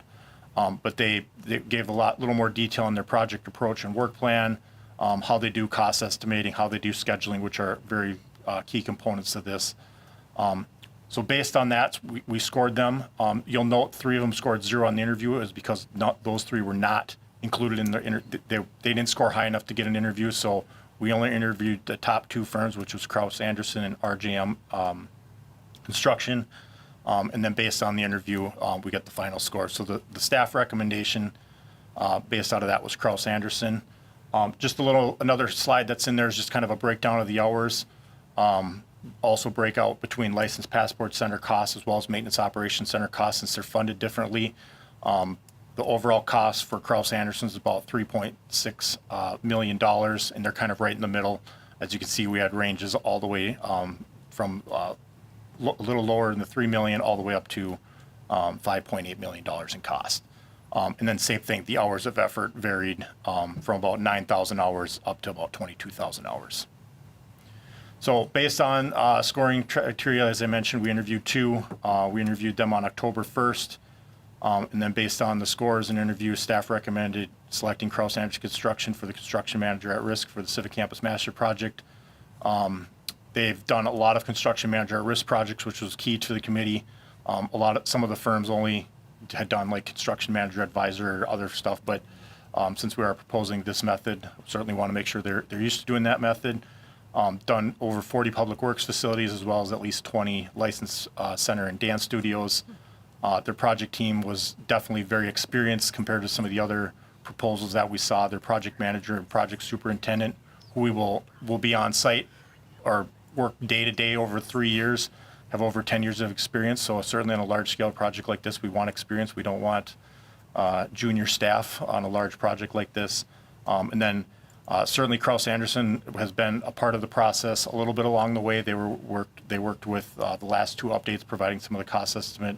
So they're very knowledgeable of the project, including challenges associated with the project. Their proposal also included eat-in resources, which will help with public relations and community engagement, which will be key since we are impacting the neighborhood. We will be impacting the civic campus. This is 3 years of work. Things will be changing. We need to make sure to communicate how access might change day to day, stuff like that. And then cost of services and hours provided, staff thought was the overall best value. Breakdown of fees, about $2.7 million would be funded via sales taxes. It's tied to the maintenance operations center costs. And the license passport center cost would be about $889,000. And then the overall cost about 3.6. And then I did include the updated spreadsheet. That does include, this is basically all soft costs related from the original estimate that Kraus Anderson had put together. But it does include the architect costs that will be subsequently on a future agenda item. So with that, requested council action would be to approve the selection of Kraus Anderson for construction management services related to Civic Campus project. And then if selected, staff would bring the agreement for approval at the October 27th city council meeting. So I can answer any questions the council may have. All right, thank you, Mr. Freihammer. Are there questions from the council? Councilmember Strawn. I just have a comment. I know sometimes residents ask about the integrity of the organization, and we did have a resident complaint questioning this, although we did have additional information that did give Kraus Anderson a positive comment, but someone who does some watchdog work with both of our top 2 scorers had nothing of concern when it came to use of staff or other things within the top 2 people. So I just wanted to make sure people know that we did, I at least looked to make sure that we knew if they were a bad actor in the environment that they're working in, and they both came back with very positive reviews. So. All right, other questions or comments from council members? All right. Is there anyone from the public who wishes to speak to this item this evening? Does not appear to be the case. All right, we've got the request before us to authorize or to approve the selection of Kraus Anderson for this construction management services related to the campus project. And as noted, and as is the case with the architectural services that we had approved earlier, the contract would come back for final approval by the council. Motion to divide the question between the Motion license passport dance studio and the MOC. So a motion to divide, is there a second to that motion? I'll second it. All right, it's been moved by Councilmember Bauer, seconded by Councilmember Schroeder to divide the question. I don't believe we do discussion on a motion to divide based on the rules, but we'll go ahead and proceed to a vote then. All those in favor of the motion to divide signify by saying aye. Aye. Aye. Opposed? That passes 4-1 with Councilmember Groff in opposition. That means then we need a motion related to the, well, I guess I'll just defer to the council. What motion does the council wish to make at this time? I'd move to approve the maintenance center part of this request. Second. Okay, it's been moved by Councilmember Schroeder, seconded by Councilmember Bauer to approve the maintenance center portion of the construction management at-risk services. Discussion on that motion. As the maker of the motion, Councilmember Schroeder. Councilmember Bauer is the seconder. No, appreciate the work that was done on this. Right, other discussion on the motion? Hearing none, all those in favor signify by saying aye. Aye. Opposed? That passes unanimously. Is there a motion on the other portion of the project as well? Second. Right, it's been moved by Councilmember Groff, seconded by Councilmember Strawn to approve the same services for the remaining portion of the project, the license center, passport center, and dance studio portion. Discussion on that motion. I'm imagining if there wasn't on the first, there probably won't be on the second. All those in favor signify by saying aye. Aye. Opposed? Nay. That motion passes 3-2 with Councilmembers Bauer and Schroeder in opposition. All right, those items are approved, so that will be coming back for council consideration of the contract then once that is finalized with that service provider. And on that note, related to that, we have the contract now before us as item 7E for the architectural services, and I'll turn it back over to Mr. Fryhammer to bring this item before the council for our consideration. Thank you, Mayor and Council. So, as I mentioned previously, at the September 15th City Council meeting, the council selected LHB for architectural services for the Civic Campus Master Project. For the Civic Campus project, the overall cost of their proposal was $2.6 million. So over the last few weeks, we have worked with LHB and the city attorney to finalize an agreement. I will note the agreement only includes the base services. We did meet with LHB, and they said we can certainly add the additional sustainability costs after we do a little bit of the schematic design, and we know a little more of the budget, so that could certainly be added on at a later point, or we can just say, no, we don't want to do that later, but we don't need to make that decision now. So the proposal or the agreement in the contract is just for base services for the Licensed Passport Center and the whole project. So with that, the staff would recommend council approve the agreement with LHB for architectural services. And I can answer any questions. All right, thank you, Mr. Fryhammer. Are there questions from the council this evening on this item? Do we have a sense of sort of when we have to make a decision on the optional part of it related to the So sustainability? I don't know exactly. Once we kick off the meeting, we'll kind of get a time frame of when we'd probably queue that up, but it would be something that would probably be done in the next 3 months. So it's not going to be like way down the road. It would be, once we figure out exactly, some of the original schematic design updates, we'll know real quick which direction we want to go as we go into design development. So we can certainly make sure we bring that back if we want to at an earlier date, because obviously it affects the budget overall, because not only is that a cost, but most likely the sustainability costs will be higher level costs as well. Got it. And we'd certainly want to understand those budget impacts Yep. on the construction side of it as well. All right, other questions from the council? Councilmember Bauer. In this agreement, do you expect any additional costs? I mean, other than the costs that we would come for, or situations or scenarios that would occur that would result in this being larger than the 2.6 in total? So we hope we have everything covered. This does include the whole compass of what we think, but obviously there are some site unknowns. But this does include environmental work up front, some geotechnical work. Obviously, if we encounter a deeper level thing, we might have to do some additional changes, but we like to think with this covers everything. But I'm not going to say it's everything for sure. But And what is the procedure of a change request then? Approval, yeah, so or they is would there- they'd have to give us a more or less a change order to do that, and obviously we have a budget that we need to meet, so we'd have to really keep an eye on that if we want to do it, if it's a necessary thing or if it's an ask. Mr. Treasurer. And, Mr. Mayor and Council, I would suggest with a project this large, there's regular communication with the council in regards to those things to make sure that we're all on the same page. I don't want to have, not saying there would be, but any project creep on this without us all being fully aware of what those reasons are and ramifications are. So I would suggest that I stay in regular communication with the council on that, and if there needs to be council discussions, we can certainly have that here at the council meetings. Great, and I was just going to ask on that. So certainly it's an agreement that is being considered and theoretically approved by the council.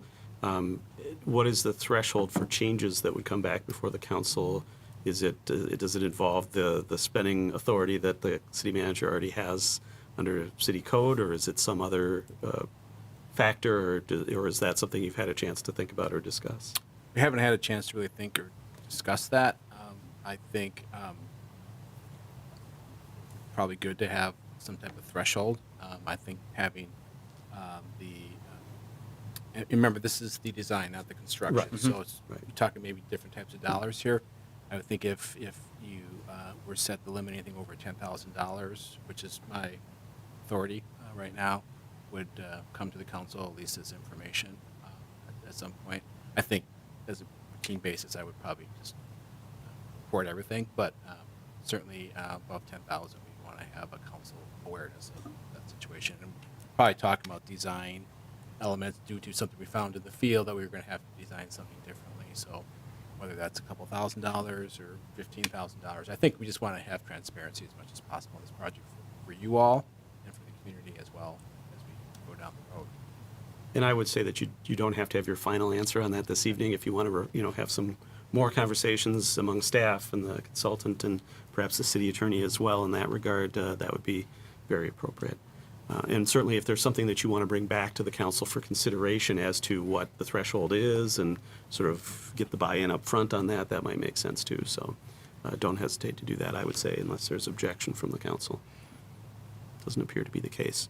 I did have a question for the city attorney. Because this is a single agreement, is there an ability to really divide the question as it relates to approval of the agreement? No. Thank you. I appreciate when our attorney is succinct and there's no question as to the answer. Appreciate that. All right. I think we've done the questions for staff. I don't know if did I ask for public comment already? Is there anyone from the public who wishes to speak to these architectural services and finalizing the agreement that's before us? Does not appear to be the case. With that, then, is there a motion from the city council as it relates to So the moved. agreement? Second. Right, it's been moved by Councilmember Strawn, seconded by Councilmember Groff to approve the agreement with the architectural services firm as presented. Is there any discussion on the motion as the maker, Councilmember Strawn? No. Seconder, Councilmember Groff? I think I got that right. Yeah, I just appreciated the option of looking at sustainability down the road. I think that's something to keep in mind, but of course it has to be feasible. So I'm glad we have a few months to research that. Right, other discussion, Councilmember Schroeder?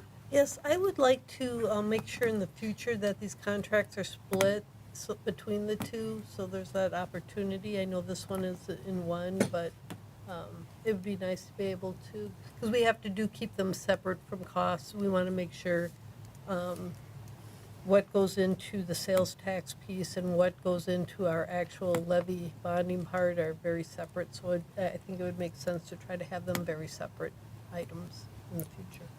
I guess I would request that we get some legal advice on that and just make sure we, not tonight, but that we have understanding of that going forward as to whether that's an appropriate approach from that perspective. Because we certainly want to make sure we're doing things appropriately from that perspective. All right, we've got the motion before us on this agreement. If there's no further discussion, all those in favor signify by saying aye. Aye. Aye opposed? Nay. That passes 3-2 with council members Bauer and Schroeder in opposition. All right, that agreement is approved. That then brings us to a separate topic. Finally, Mr. Freihammer gets a little bit of a break this evening. We've got a matter related to fire department staffing before us. That is to consider accepting a grant for fire department staffing from FEMA under their SAFER grant program. And I'll turn it over to Chief Brosnahan to make the presentation on this item this evening. Chief. Thank you, Mayor and members of council. Excited to be here tonight to discuss all things SAFER grant and kind of discuss with you, one, the formal agreement to enter into the SAFER grant, as well as two, to kind of look at potential timing. There were some parameters built into the grant that we'll talk about further into the presentation that we might have an opportunity to evaluate how and when we try to implement and start the grant. So we'll jump into that here in just a second. Just wanted to give a quick overview of kind of the who, what, why, when of the SAFER grant. So the overview of what the FEMA SAFER grant is, we want to kind of set the foundation, make sure everybody's understanding of how that works and how the program works and how it impacts the city of Roseville and the Roseville Fire Department. Provide a brief overview and review of our existing call volume. And again, I don't want to be too redundant. I know many of you already heard a lot of this presentation. We've discussed this at length over the last 1 to 2 years, talking about our call volume and our inability to fully meet the demands of the community at this time. We also want to look at reviewing the proposal of a new operational staffing model and how and when to integrate the outline and timeline of the FEMA SAFER grant process.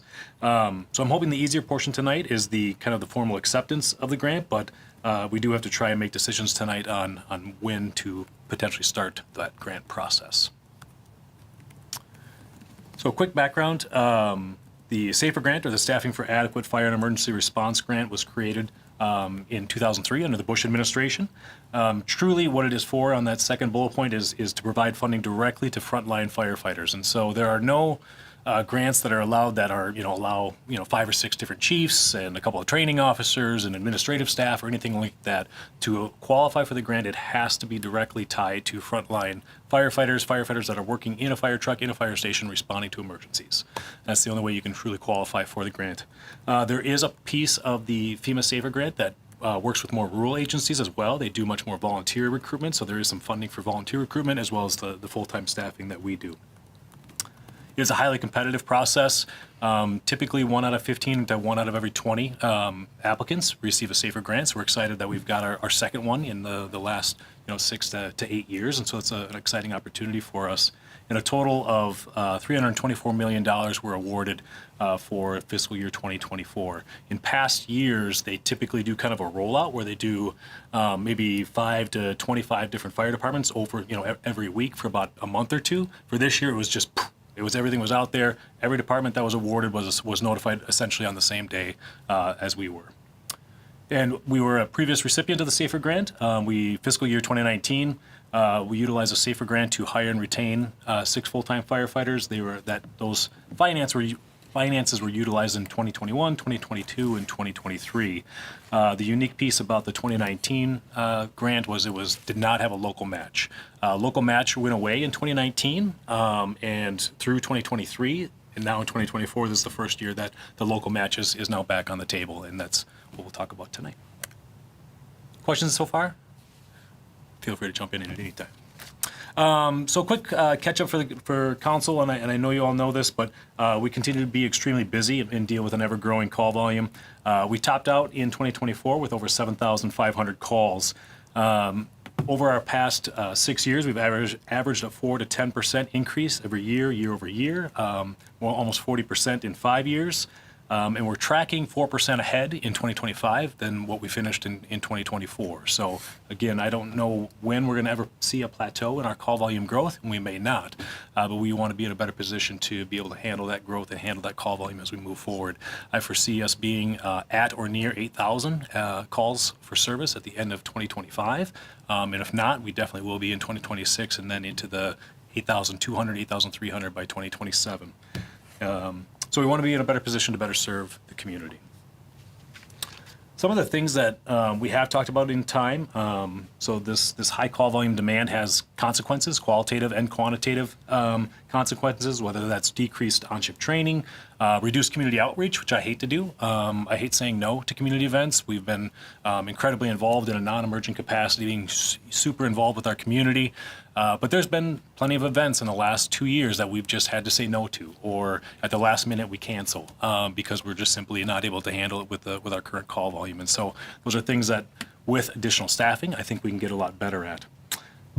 Things like an expedited on-scene time. I like to call that the double whammy. We have expedited on-scene times when we're out serving somebody in the community, say it's an emergency medical response, and we get our 3rd or 4th call that overlaps at the same time. We have to leave this person or transition them over to Allina very quickly, which, again, doesn't provide the best impact to them, or, we hurry up or expedite that EMS care, and then we race off to this other call already late. So we have a poor response time to this call and also had to cut this one short. And those are the situations that we're seeing every single day. And to be honest with you, we need to be in a better spot that we're not doing that. Again, we are seeing increases in our response times with our quantitative pieces, and we're unable to meet many of the expectations and recommendations of NFPA 1710 as it pertains to response. As we look here, this is just a quick reminder of what our daily staffing is. And so these are the vehicles we try to staff on a daily basis. Our minimum staffing is 6. Our maximum staffing is 8. So just as a reminder, if we're at our minimum staffing, we would have 2 people on the fire engine and then 2 people on each of those medical rescue vehicles, those pickup trucks, and we would not staff the battalion chief vehicle here. So maximum staffing, or where we'd like to be, it would be 3 people on the engine, 2 on each of the medical vehicles, and then, of course, a battalion chief that's staffing there. Our average daily staffing is 6.4, so the vast majority of the time we have 6 people on duty. Sometimes we have 7, and every once in a blue moon we might have 8 people on duty, and we're able to fully meet all these apparatus and their responsibilities. So in the future, what we're trying to do, and this is the exact same slide that I presented to you about 7 months ago when we talked about what our staffing should look like and what's appropriate moving forward. So we haven't changed anything. Trying to keep consistent is adding the staffed ladder as a consistent piece of apparatus. This ladder apparatus provides us immense flexibility to respond to both fire and EMS calls. It has all of the suppression needs and the rescue needs that we have within that vehicle, as well as has all the capacity and capabilities of EMS response.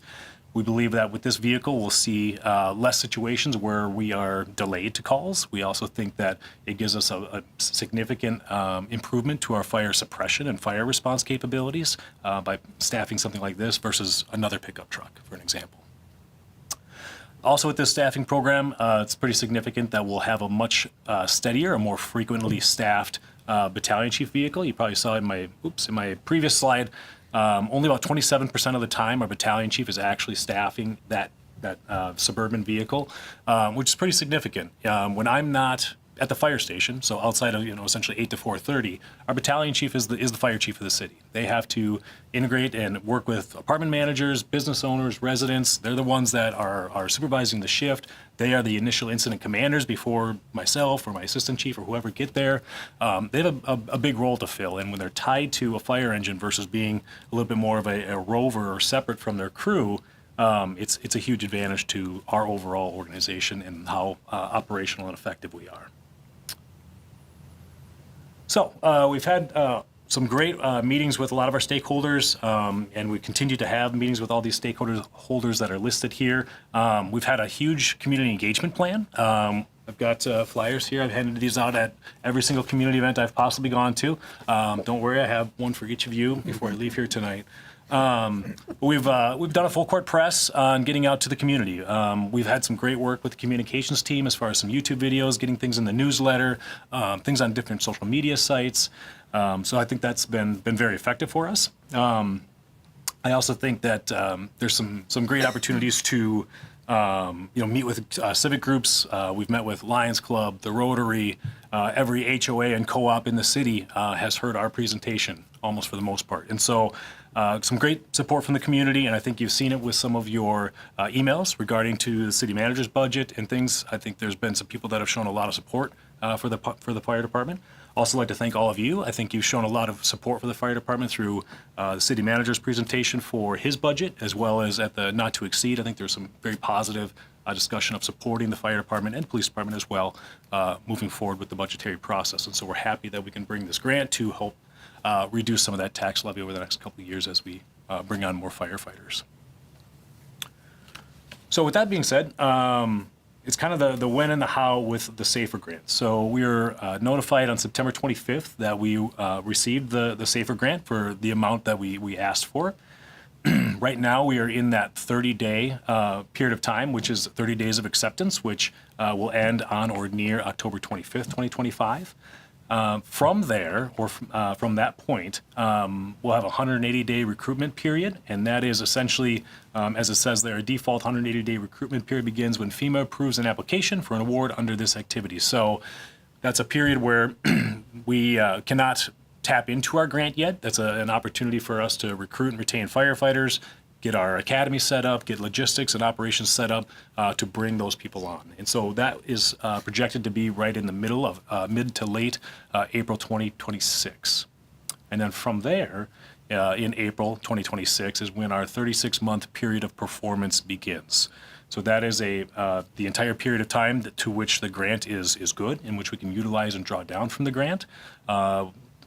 There are situations where you can draw down earlier than the 180 days, but you have to write to FEMA and get that request granted through them. Otherwise, everyone else will start on the 180-day period of time. For the grant itself, similar to our previous grant, that one didn't obviously have the local match, but we did have some incremental increases in an effort to prepare for the grant completing, so kind of a ramp-up period. But on the left side of the screen, you see our total grant from federal award and disbursement will be about $3.9 million. The required non-federal resources, which the vast majority of that will be tax levy, will be $2.4 million. As we look at the right side of the screen, this is kind of where the local match piece comes into play. From April 26 to April 27, 75% will be covered by FEMA, 25% by the city of Roseville. In year 2, from 27 to 28, it's the same.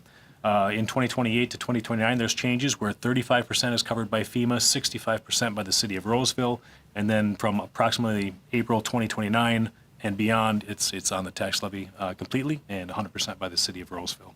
This process has always allowed for an appropriate ramp up for cities to prepare for taking these positions onto their own levies. So impacts of starting in line with the 36-month period of performance. So our original plan, as all of you know, was a September timeframe. I do want to address with council that September timeframe, when we originally brought that to council and to the city manager, wasn't necessarily that there was some sort of an operational or logistic thing behind that.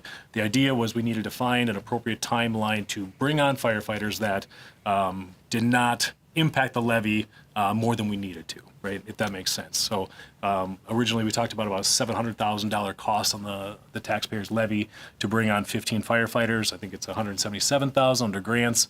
So the idea behind September was never really an operational piece or a logistical piece. It was more about what's an appropriate amount that we can ask from the taxpayers and ask from the city council to make this work and to bring the 15 firefighters on board. So when we received the award on the 25th and talking to the city manager, we had a 180-day window to start the period of performance. And because of that 180-day window that now is mid to late April of 2026, it caused us an opportunity to reevaluate and look at, is there a reason or a need for us to move up to April to start, or are we fine with sticking with September for that time frame?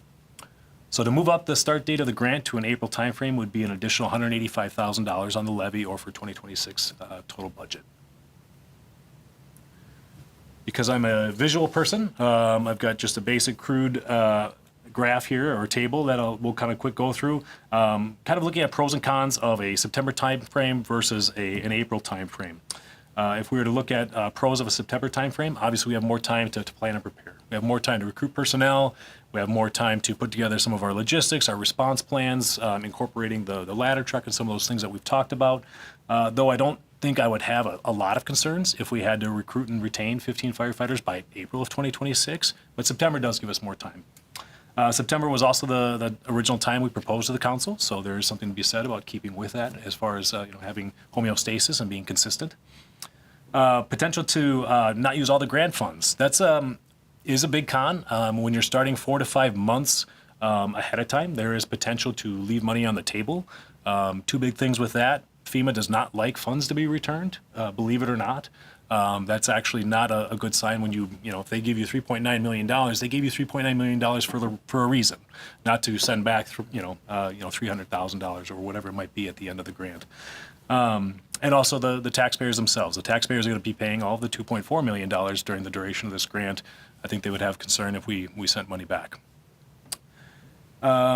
Delays in operationalization of the staffing enhancement. We would be starting an academy in September, and then we'd be operationalizing our staffing program in about January 1st or so of 2027. So with an April start time, we can operationalize it sooner. An academy would go in April, May, and June. We would look to somewhere around July 15th, start our response plan that we've talked about with the ladder truck. It's more in line with the period of performance. Cons is we may use the grant funds early. This happened to us the first time around in 2023 into 2024. We were supposed to end our grant on approximately February 1st of 2024. We used all of our funds by about the first week of January. Not a gigantic amount of money, but definitely there's some money there. And so we spent our grant funds early. And so it might be something we have to think about as far as budgeting in the future for 2029 and so on is if we are ahead of pace on our grant and what that looks like as far as timing. And then an additional cost for the taxpayers, the $185,000 that I just talked about in the last slide to start in April is another cost to taxpayers, and we want to be mindful of the taxpayer dollar. So with that, a couple main things that we'll be asking tonight is to formally accept the FEMA SAFER grant and where we go from here, and then get some discussion or some direction from council on if an April start time is appropriate, to go in line with the period of performance or to continue with the proposed September timeframe for 2026. So with that, I can answer any questions or help with anything. All right, thank you for your information and presentation this evening, and certainly congratulations to all of us on receiving the grant. I think that's, certainly was not assured as we went into the process by any means. Questions from the council for staff? Councilmember Bauer. Thank you for your presentation. I may have missed this, but you noticed both September and April as start dates, or times. Are there other months that make sense, or those really are for the scheduling that you have? No, I mean, we could start. I mean, it obviously depends on the levy. We could start June, July, August. We could start anytime after April 25th, 2026. Thank you. Yep. Other questions? Councilmember Strong. Would it make sense, or what would be the advantage of, because it looks kind of like we're at a kind of a difference between Q2 and Q4, and not quite September, but would it be somewhere right in the middle of a July 1st? Would that minimize the cost that the taxpayers would have outlay on that? Well, we can run some of the numbers, but it would be, if it's halfway between, I would guess that'd be approximately $90,000 additional for the 2026 budget. Other questions? Councilmember Groff. The hiring process, are you having lots of interest? Is it easy to find people? Or? We have. Word travels fast when you get a SAFER grant. So funny thing, we get a lot of requests for ride-alongs and people that are like, oh, I'm interested, and phone calls, emails, those types of things. Things to be mindful of is the city of Burnsville, city of Maplewood, city of Eden Prairie, city of Shakopee. I think that's it. Also received SAFER grants. Ours was the largest, I'm just going to say. But all of them have varying numbers of between 6 and 12 personnel. And so things to think about with a hiring process is it's going to be competitive. I mean, there's essentially 60 new firefighting positions available in the Twin Cities metro area. And so the pool of applicants, while maybe a little bit more shallow than it was 5 or 10 years ago, now it might be a little bit more difficult with so many other departments kind of looking for the same people. Do you have a follow-up? One follow-up. What happens then if, say, April 29th comes along and we don't have enough qualified applicants that we feel comfortable with? It's fine. We can start the grant whenever. Whenever after that April date. Yes. So there's not a hard and fast. Even if we had a delay all the way to September, some simple communication with the folks at FEMA to let them know, hey, we're so interested, we're still here. Here's where we're at, and when then we can begin that process. Yep. Councilmember Schroeder. Congratulations on this grant. This Thank you. is very exciting.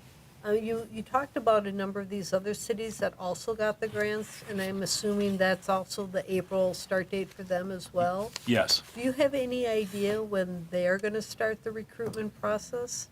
Some already have. The city of Maplewood and city of Burnsville already have applications open for firefighters. And how long would the academy take? I'm anticipating 3 months. And the reason I'm doing that, one, to build a lot of institutional knowledge for our firefighters, but two, is how we recruit. The days of, bringing in firefighters that are maybe with the Lake Johanna Fire Department to our north with 7 years of paid on-call experience, and they have Fire 1, Fire 2, and EMT, and they're ready to hire right on the spot, it doesn't exist anymore. I think we'll get some. I think we'll get some people that are lateral transfers that come from another full-time fire department. I think we'll get a few people that are paid on call with another organization that are looking for a full-time opportunity. And then I think we're going to get people that are similar to our fire cadet. They maybe don't have the training, maybe don't have the experience, but they're the right person or they're the right fit. And some of those people we're going to have to train, and they're going to be very green, train them from the very beginning all the way up through their Firefighter 1, Firefighter 2, and EMT training. So we're planning to essentially run an academy that incorporates the full Fire 1, Fire 2, and EMT curriculum at its base, but then also, of course, incorporating our institutional knowledge and things that we do within our academy. And if you don't get enough the first time, you do a second academy? Absolutely. Or Yep. until you get as many as you need? Mhm. Okay, Yep. thank you. And just to follow up on that, so the way it seems to be set up is that the pay starts at the beginning of the academy. Yes. That's when they're hired. Yes. So that's when we start potentially being able to utilize the grant funds. Exactly. So first day of the academy, we can begin using the grant funds. Got it. Yes. Okay. The grant does not cover any of the hiring costs. So we send them to a medical exam or psychological examination. That's on the city to get that figured out. But the second that they start, their wages and benefits are on the grant. Thank you. Other questions, Councilmember Strawn? This is for City Manager Trudgeon. So in looking at our not to exceed budgets, we kind of came up with the worst case scenario where we weren't sure if we would get the SAFER grant. And obviously we have COPS grant too to consider. But where would this kind of fit us into the top 4 scenarios that we had talked about at that time? Do you know right off? Yes, so if we were to start in mid-April, the total levy impact for the fire department positions would be 362,000 versus 177, which is a September start date. And with the COP grants, and assuming no franchise fees, just straight everything on the levy, that's 11.45%. So it's below the 12%. With franchise fees, scenarios, if you remember scenarios 3, which puts some money back into the capital as well, you're looking at 8.24% levy increase, and scenario 5, putting as much of that capital back into the operating levy, you're looking at 6.14%. And once again, that's assuming the COPS grant, which we heard on Friday, and the additional levy, we would need another 185,000 to start in April. So that's from anywhere from 6 to 11.45. So technically, I guess all the scenarios are under that 12%. I think we've all talked about we want to make sure we get to a number that's sustainable, but that gives you the range at least of what we're looking at. Thank you. And just to clarify on that, if we do the franchise fee approach, and it's certainly the levy percent is well under what the 12% that we did for a not to exceed, how does that total impact relate to sort of that 10% total impact that we had been sort of targeting through the process if we add the 185 levy for the firefighters starting in April? So I haven't done that calculation Okay. with the levy plus the franchise Okay. fees. But if it's $6. Yeah, I would have to do some Okay, math. I I was thinking I could do it interested quick. to know more Yeah, about that. And just to that point, I think if we have some question on the finance side of it, potentially we can make some of those decisions, assuming we accept the grant, but by the October 25th deadline, we can make some of those other decisions as we continue through our budget process if we can't, make a firm decision this evening in that regard on the timing, because it may be a situation where we look at something in between April and September or something like that, and we may want more information to make a decision in that regard. Mr. Treasurer. Yes to all that. I think we'd really like to get some direction of where we want to go, but certainly we need to do some more number crunching and for all you to consider things. Technically, I guess, we don't have to make the final decision until we pass the budget on December 8th, but certainly more work we can do beforehand on that. It'd help the chief plan accordingly as well. I was just going to say that, just back to your original question, Mr. Mayor, when we had scenario 5, where we put as much of that capital into the operating levy, somewhere around 5%, that plus the franchise fees equaled about 10%. So adding additional levy will push that above the 10%, maybe take 11%, but we can get that exact number. So Okay. from that logic, it would tell me it'd be a little bit higher than the 10% recommendation from the Finance Commission. overall. All right, thank you.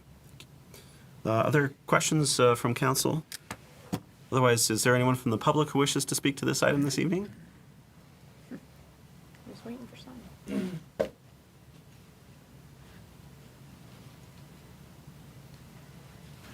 Roger Hess, Wagner Place. And my comments have nothing to do with the service they're giving right now. The fire department does an awesome job with EMS. And if you do this, I'd like you to start in April, because we might as well get the best service we can as quickly as we can. And I don't know if we'll have enough employees now on the fire department, but it'd be nice if they could get into having normal 8-hour shifts rather than the much longer shifts they have now. But anyway, the main thing I want to just mention is, I mean, the fire department doing EMS started out as a nice little $50,000 a year program, which now is many, many millions of dollars. And I'm sure this is adding quite a few $1 million to, after the grant is done, that's going to be on the taxpayers. So, and the whole reason he started it was because Alina gave really bad service. And because Roseville has been doing the service, Alina hasn't needed to improve their service all these years. I mean, the only reason we did it was because Alina was giving bad service.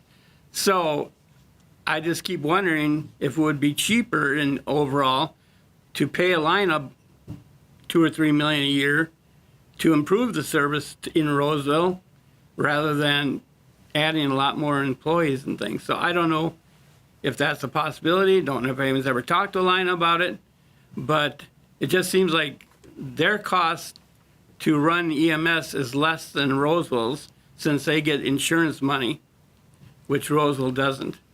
So it would be nice if someone ever talked to Alina to see if there's a way to get better service in Roseville. Thank you. Thank you, Mr. Hess. Councilmember Bauer. I can't comment on the Alina piece. I'll leave that to the chief if he wishes to. But I will say that I've been working with the League of Minnesota Cities, I think as with others, to change the primary ambulance service offering. I know that's, we've bumped that up with the League of Minnesota Cities. They have also bumped it up. And we, along with other cities, are lobbying for that law to change. There was some movement previously. The chief can talk to you about the changes that made the state EMS office. But last session, there were some changes there.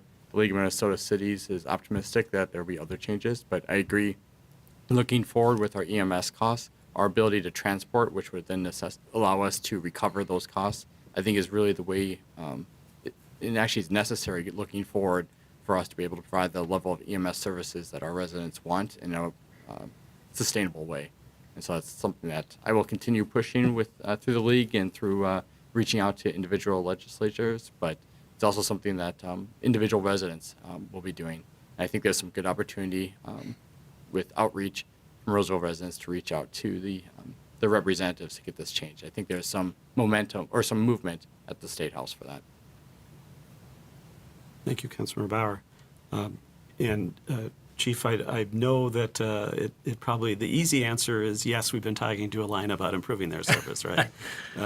Yeah, I wasn't sure what kind of rebuttal you wanted from me. Well, yeah, I mean, Usually I think, when I give a rebuttal in a public forum, I get in trouble. As Councilmember Bauer mentioned, I mean, the problem we have with the service is that basically under the system set up by the state, Alina is our provider. We don't have a lot of choice in it. We don't have a lot of ability to influence decisions made by Alina, and because they are our provider and are I believe a private for-profit business, some of their incentives may be different than what Roseville residents might like to see in terms of service and things like that. And I think that's part of the challenge, in addition to the fact that recruiting for those types of positions, whether it's in the Twin Cities Metro or outstate, is super challenging for those. And it's because of the transport side of it. So. There's pros and cons to whether a city benefits from doing transport, but having flexibility to make decisions in that regard is at least half of what we're trying to achieve through the change in legislation. And feel free to. Yeah, you're 100% right, Mayor. Except for when you said we don't have a lot of control over it. We have zero. We literally have zero. This council here would have more power to choose who our trash hauler is than who transports sick people out of our city. So yes, the state broke up into primary service areas, PSAs, back in about late 1970s into the early 80s. And at that time, they took over a local control over Roseville at the time, decided to not keep their PSA and gave it away to, I think it was like Allied Health or whatever the company was at the time. But yes, we have no say in things like that. Even if we were to ask them to meet response time expectations, they don't have to do that. It's same-day service, and that's across the state of Minnesota for anybody. And so it's not just a Roseville thing. As Councilmember Bauer mentioned, there's a lot of communities that are like, what's going on here? Even if nothing else, even if we don't run the Roseville Fire Ambulance in 2 to 3 years from now, just to have the city have the power to say, we're going to look at 3 or 4 different contractors and we're going to evaluate the contract every 2 years and decide if this ambulance agency is going to work for us or if we're going to go with a different ambulance agency. We don't even have that level of power. So there's been issues at the state level with transparency. There's been issues with response time reporting. There's been issues with user fees and how much some of these ambulances are charging for some of their transports. It is growing, and I think the Office of EMS, which Councilmember Bauer brought up in the last year and a half that has come into effect, I think is starting the process of working through some of those things. So I think it's on the right track. I think that municipalities are growing with some of their ability to gain more power and more authority with this, but there's still a long ways to go. And I think we can also, having met a few times with Maplewood officials in regard to medical transport, doing it yourself as a city isn't necessarily super lucrative either. You help cover much of your costs, but not all of your costs. And if I'm not mistaken, the reimbursement rate was set during shortly after I graduated from college, just Yes. to give folks an idea about the time frame on that. Looking at me now. Well, But anyway. And even then, the city of Maplewood collects at about a 40% rate. And so even with that, they're only collecting at maybe 40 to 50% of even that rate. So yeah, it's not a glamorous job. That's why I think EMS is an essential service. In a lot of places, it does not get coined in that way or entitled that way, but it's an essential service for our community, and there needs to be more focus on especially the transport piece. Absolutely. All right. We're not going to be able to solve that this evening. No, that's unfortunately. that's a big one. But certainly, I think that's something that we keep in the back of our mind with all the decision-making that we're doing as a city in regard to our services we provide. And I know that's been part of a lot of these conversations over the last several years. All right, we do have the request before us, first of all, to accept or allow the acceptance of the FEMA grant, and then maybe talk about how we want to proceed as it relates to the start time, and if we need more information, if we're prepared to make a decision this evening, or where we're at with that. I move to accept the grant. Second. All right, take the easy one first, right? Moved by Councilmember Schroeder, second by Councilmember Groff to accept the FEMA SAFER grant that we were awarded in September. Discussion on that motion. Councilmember Schroeder as the maker of the motion. Oh, and again, thank you for making this possible.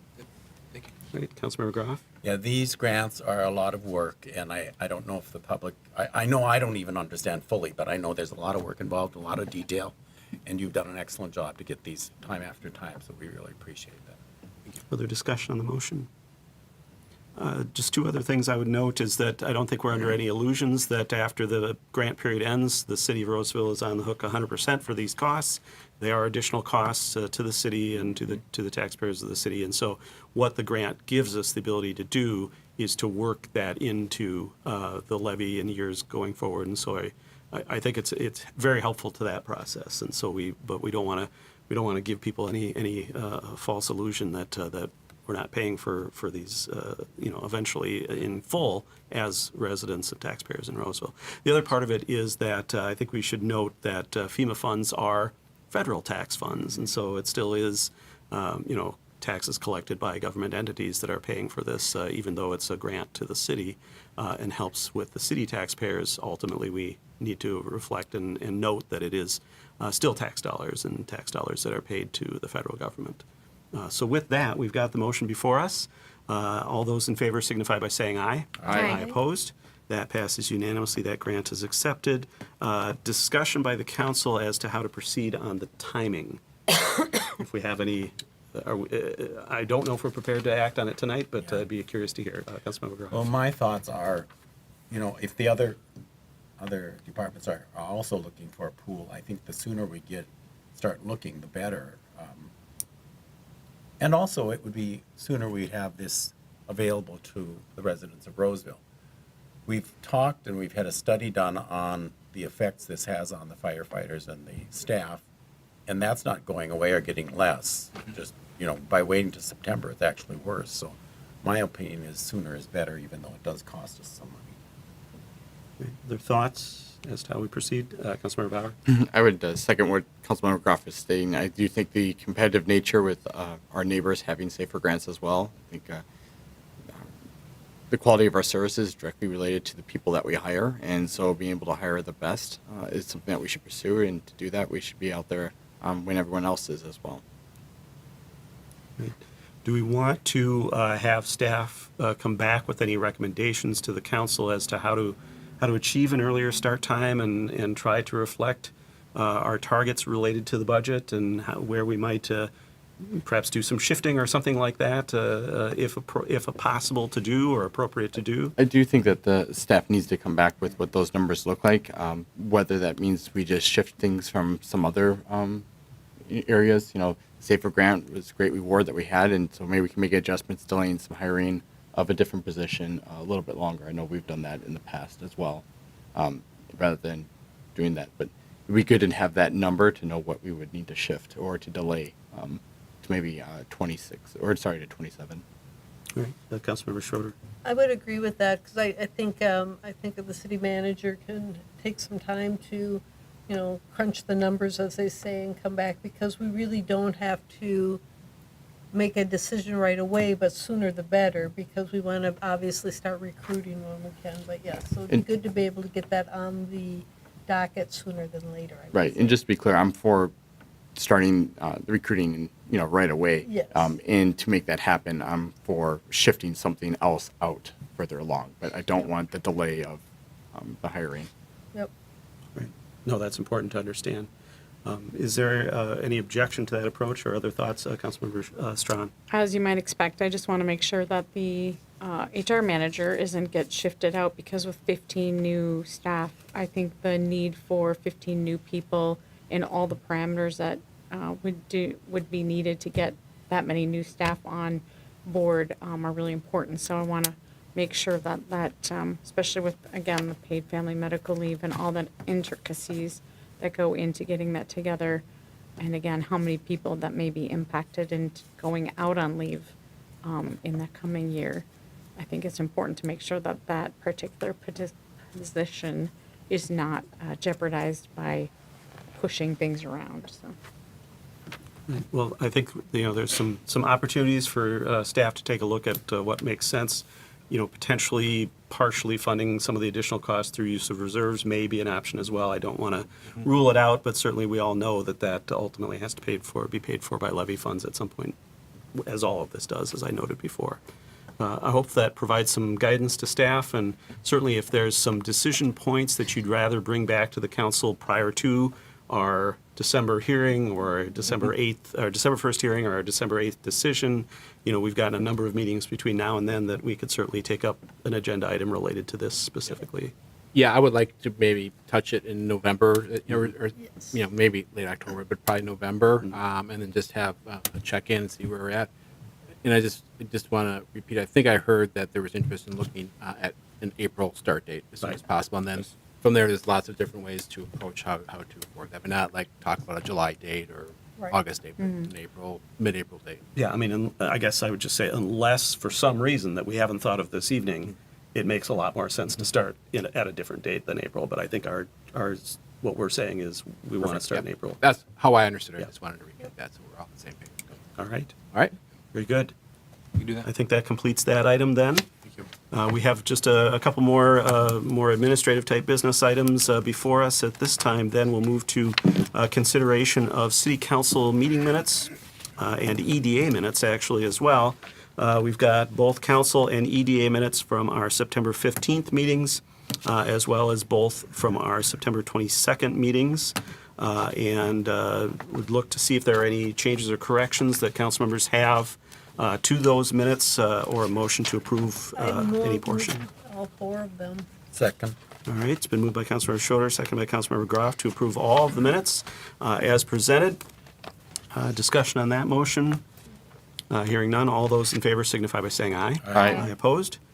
That passes unanimously. Those minutes are approved. That then brings us to the consent agenda. Mr. Trudgeon, if you could give us an outline of the consent items. Yes, thank you, Mr. Mayor. Agenda item 10A approves payments in the amount of $2,337,232.58. Item 10B approves a gas station license and one cigarette tobacco products license for the Holiday Station store at 1583 County Road C, to reflect the fact that now Holiday Corporate has taken over the ownership of that store. Agenda item 10C takes action to not waive our statutory liability limits for 2026 and keeping the liability amounts currently in place in the state statutes.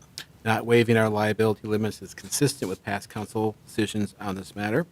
Item 10D approves accepting drainage and utility easements along the eastern property line of 1705 Roselawn Avenue to accommodate sanitary sewer that was installed in 1958 and storm sewer in 1967. Item 10E approves final payment and accepts the work as completed for the Dale Owasso Sanitary Sewer Lift Station project in the amount of $109,428.60 and starting the one-year warranty period. Agenda item 10F approves a resolution to request SCORE funding, that is recycling funding from the Ramsey County to assist in the cost for residential curbside recycling program and to fund zero waste operations at city events. And finally, agenda item 10G authorizes the mayor and city manager to execute an agreement with Metropolitan Council Metropolitan Council Livable Communities Act agreement to allow for funds received between 2007 and 2010 to be repurposed for other housing affordability programs in the future. And that is the consent agenda. All right, thank you, Mr. Trudgeon. Is there a motion on the consent items? So moved. Second. All right, it's been moved by Councilmember Strawn, seconded by Councilmember Groff to approve those items. Discussion on the motion? And I would just note that not only is not waiving the statutory limits consistent with past council action, that is much more in the interest of the taxpayers in terms of the liability of the city. Those limits are in place to limit the liability of the city, which is to the benefit of our taxpayers. With that, we've got the motion before us. All those in favor signify by saying aye. Aye. Aye opposed? That passes unanimously. Those items are approved. Now, Mr. Trudgeon, as to future agendas coming up. Yes, 2 more meetings here in October. Next Monday will be a meeting, more in a work session format, but we'll talk about the close proximity excavation regulations, bring back some additional information. We also will look for the council to approve what we call the recodification ordinance. This is the technical corrections, the overall code that will help us eventually get this online. To the extent there's any policy decisions, we will be deferring that for a future conversation. Assistant City Manager Olson will be sending out, I think tomorrow morning, just kind of a sneak preview of kind of what's all in those ordinances, just so you get a sense of what it looks at. I know the city attorney and the Assistant City Manager spend a lot of time just going through whether it's commas or other old, outdated references in there, so it's kind of more of a cleanup document. We want to just have the council consider an update for the appointment and reappointment policy for advisory commissions to reflect actually what we're doing. So, for instance, we have HRIC still listed in there. So we want to take that out. There's another thing about for reappointments that we previously used an application that was at least 3 years old. Now we have a whole different reapplication for people to fill out. So it's just really being consistent with what we've been doing the last few years. So pretty simple. And then I want to bring back the discussion about the remote participation. The council kind of landed on up to 3 times for council members and commission members. So we'll bring that back for you to review. On the 27th, we'll have the consideration of the Aldine right-of-way, take up the Park and Rec Commission packet recommendation. You're all very familiar with that topic, so we'll look to see if there's a decision can be made on that. We'll bring back the construction manager at risk and also the approval for the professional service agreement for a civil and prosecuting attorney. Our meeting on the 10th, we do have an EDA meeting. We'll receive a TIF district report. We try to do this annually from Elders, just kind of give a status update of all our TIF districts. We'll look to adopt the professional services contracts. I think we talked about this at the last EDA meeting, and then consider adoption of the EDA meeting calendar. At the regular meeting, we'll look at the fee schedule for the first time, utility rates, talk about our calendar, and then I think, fortunately, we still have, I can't remember number 4 or 5 liquor license violations. As you know, we do quite frequently. No tobacco violations, as I understand it, just liquor licenses. And then we have the 2 meetings in December. All right, thank you, Mr. Trudgeon. Are there any questions on upcoming agendas? Any council member initiated items for future meetings or reports or communications from council members? All right, hearing none, the only other item on our agenda this evening is a motion to adjourn. So moved. Second. All right, it's been moved by Councilmember Groff, seconded by Councilmember Schroeder to adjourn. No discussion on a motion to adjourn. All those in favor signify by saying aye. Aye. Opposed? That motion passes unanimously, and we are adjourned at 8:24 p.m. Thank you, everyone. Wow. 6 minutes early. Yeah.